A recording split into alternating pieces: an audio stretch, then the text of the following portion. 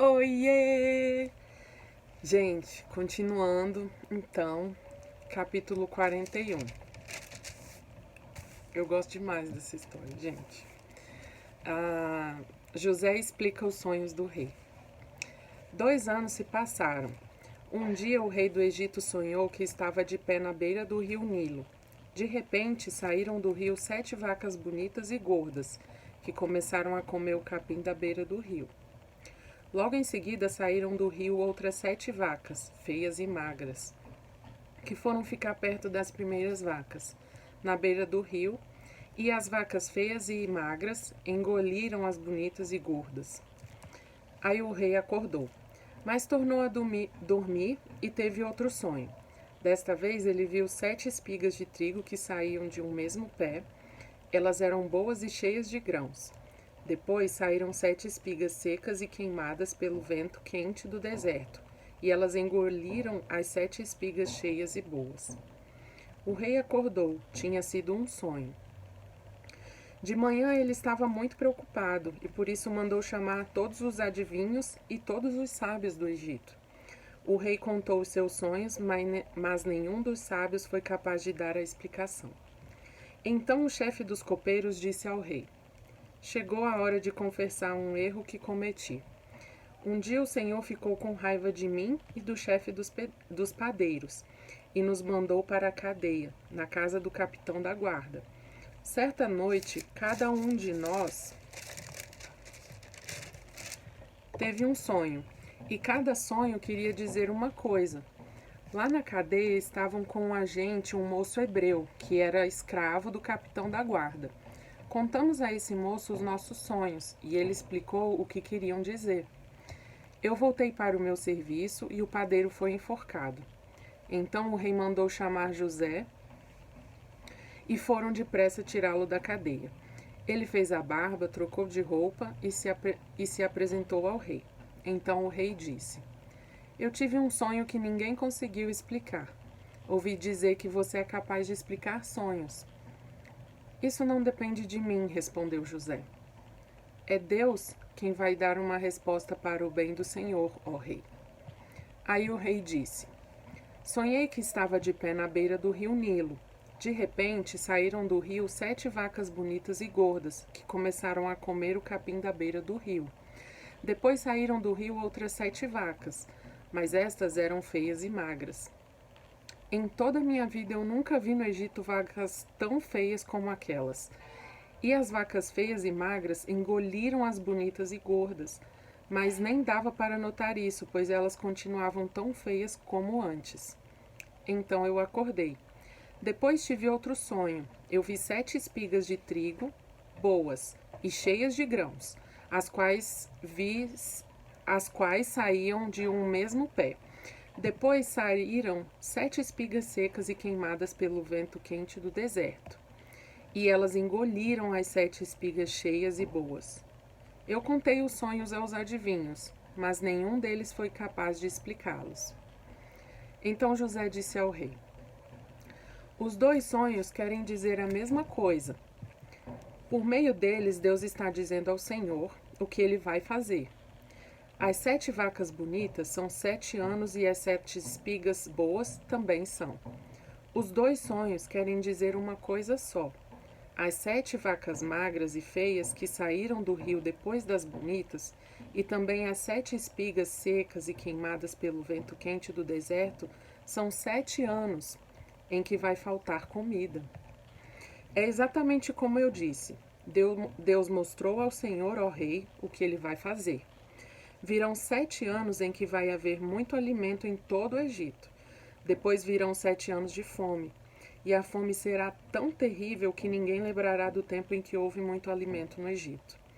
A repetição do sonho quer dizer que Deus resolveu fazer isso e vai fazer logo. E José continuou: Portanto, será bom que o Senhor, ó rei, escolha um homem inteligente e sábio e o ponha para dirigir o país. O rei também deve escolher homens que ficarão encarregados de viajar por todo o país para recolher a 5ª parte de todas as colheitas durante os 7 anos em que elas forem boas. Durante os anos bons que estão chegando, esses homens ajuntarão todo o trigo que puderem e o guardarão em armazéns nas cidades, sendo tudo controlado pelo Senhor. Assim, o mantimento servirá para abastecer o país durante os 7 anos de fome no Egito, e o povo não morrerá de fome. José como governador do Egito. O conselho de José agradou ao rei e aos seus funcionários, e o rei lhes disse: Não poderíamos achar ninguém melhor para dirigir o país do que José, um homem em quem está o Espírito de Deus. Depois virou-se para José e disse: Deus lhe mostrou tudo isso, e assim está claro que não há ninguém que tenha mais capacidade e sabedoria do que você. Você vai ficar encarregado do meu palácio, e todo o meu povo obedecerá às suas ordens. Só eu terei mais autoridade do que você, pois sou o rei. Neste momento, eu o ponho como governador de todo o Egito. Então o rei tirou do dedo o seu anel sinete e o colocou no dedo de José. Em seguida, mandou que o vestissem com roupas de linho fino e pôs uma corrente de ouro no pescoço dele. Depois fez com que José subisse no carro reservado para a maior autoridade do Egito depois do rei e mandou que os seus homens fossem na frente dele gritando: Abram caminho! Assim, José foi posto como governador de todo o Egito. O rei disse a José: Eu sou o rei, mas sem a sua licença ninguém poderá fazer nada em toda a terra do Egito. O rei pôs em José o nome de Zafenate-Paneia e lhe deu como esposa Asenate, filha de Potífera, que era sacerdote da cidade de Heliópolis. José tinha 30 anos quando entrou para o serviço do rei do Egito. Ele saiu da presença do rei e viajou por todo o Egito. Durante os 7 anos de fartura, a terra produziu cereais em grande quantidade, e José ajuntou todos os cereais e os guardou em armazéns nas cidades, ficando em cada cidade os cereais colhidos nos campos vizinhos. José ajuntou tanto mantimento que desistiu de pesar, pois não dava mais. Parecia a areia da praia do mar. Antes de começarem os anos de fome, José teve 2 filhos com sua mulher Asenate.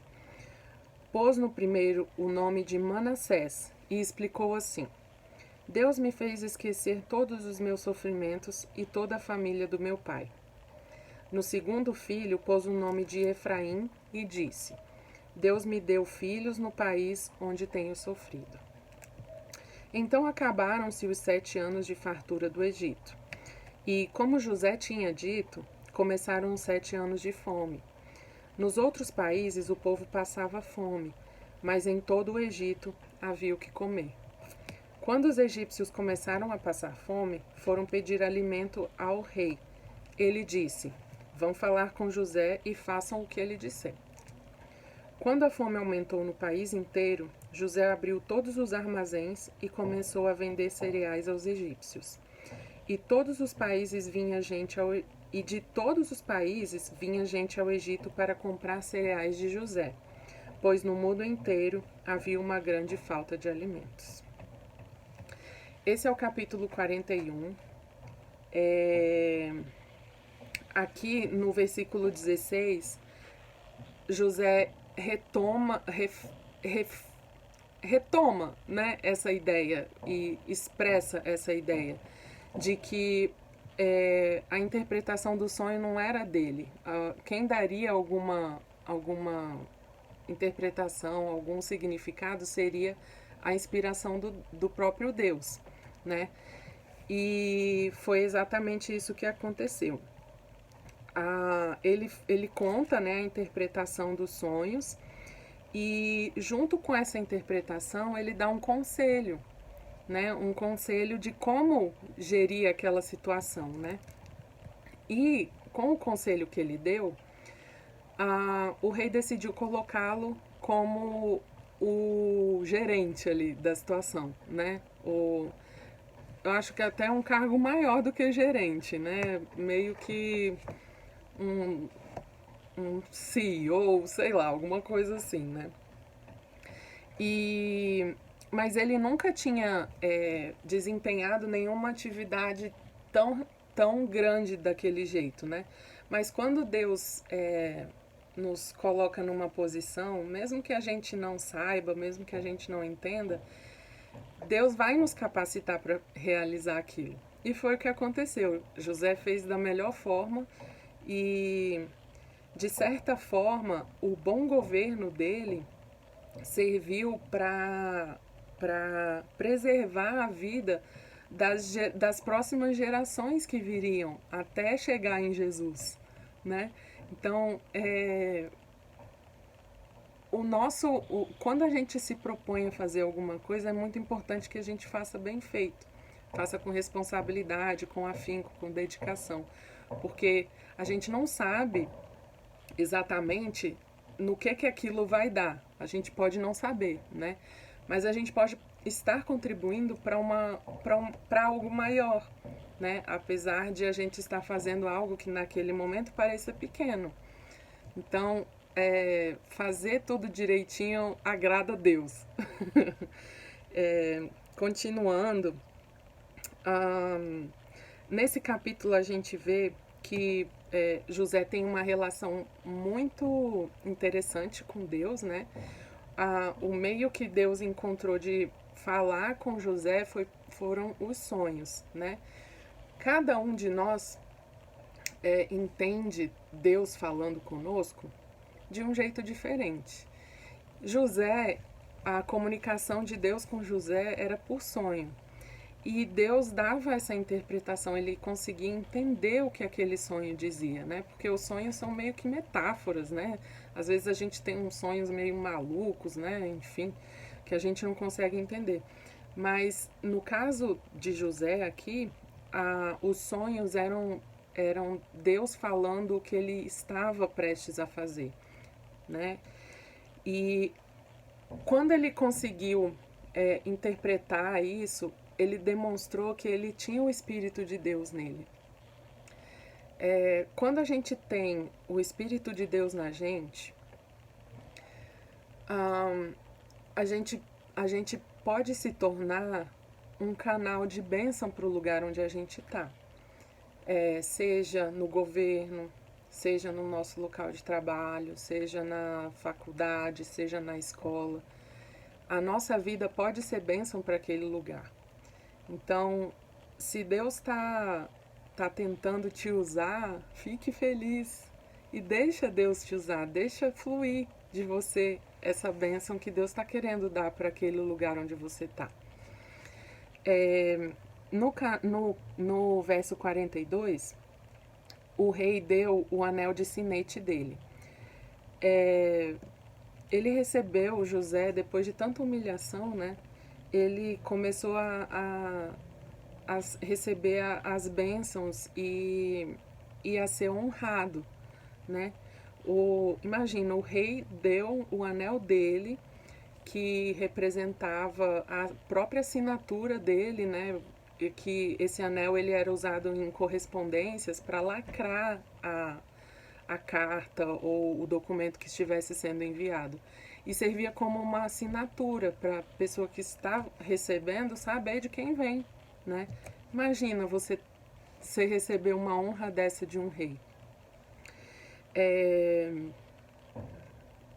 O nome, outra coisa que eu queria falar também que eu achei legal, no versículo 45, 46, que o rei passou a chamá-lo com outro nome, né? E o nome era Zafenate Paneia, que eu encontrei na Bíblia de estudo que eu uso, que o provável significado era Deus fala e ele ouve. Já pensou que lindo a gente ser conhecido dessa forma? Poxa, Deus fala com a Lucila e ela ouve. Se você quiser saber de Deus, pode ir lá conversar com ela que você vai ter notícia. É uma honra muito grande. Então, se colocar nessa posição de servo do Senhor é uma honra. E olha só toda a honra que ele recebeu e todo o poder que ele teve aqui no país, né, no Egito. por conta de estar na posição, ter a sua vontade, os seus sonhos alinhados com o que Deus tinha para ele e deixar isso acontecer, né? Deixar fluir de você essa bênção que Deus está te dando. É muito legal ser conhecido como Deus fala e ele ouve. Era uma honra, com certeza, muito grande. Maior do que vestir o anel que o rei tinha dado, né? E por último, comentando os nomes dos filhos de José, Manassés e Efraim. Nesse estudo que eu vi, a pronúncia desses nomes em hebraico eram semelhantes ao que significava esquecer, né, do primeiro filho, Manassés, e a pronúncia do nome de Efraim em hebraico era muito parecida com o que significava dar frutos. Então, é interessante ver como na época eles davam os nomes, né, de acordo com a situação e de acordo com o que eles representavam, né, naquele momento que se estava vivendo, né? Eu acho que isso ilustra muito bem como a palavra da gente, como que a gente coloca, que a gente expressa, o que a gente fala tem muito poder, né? De não só definir as coisas, mas de fazer com que elas tomem uma proporção do jeito que a gente quer que elas tomem. Se a gente quer que uma situação seja bênção, a gente pronuncia palavras de bênção para aquela situação. Se a gente pronuncia palavras de maldição, aquilo não vai ser nunca bom. Não tem condições daquilo ser bom. Então, presta atenção no que você fala, presta atenção nas palavras que você usa e procure sempre estar disponível para o que Deus quer fazer através de você.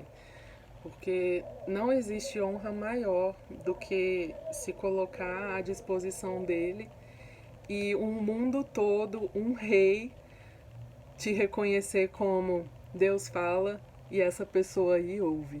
É muito legal isso. Por hoje é só.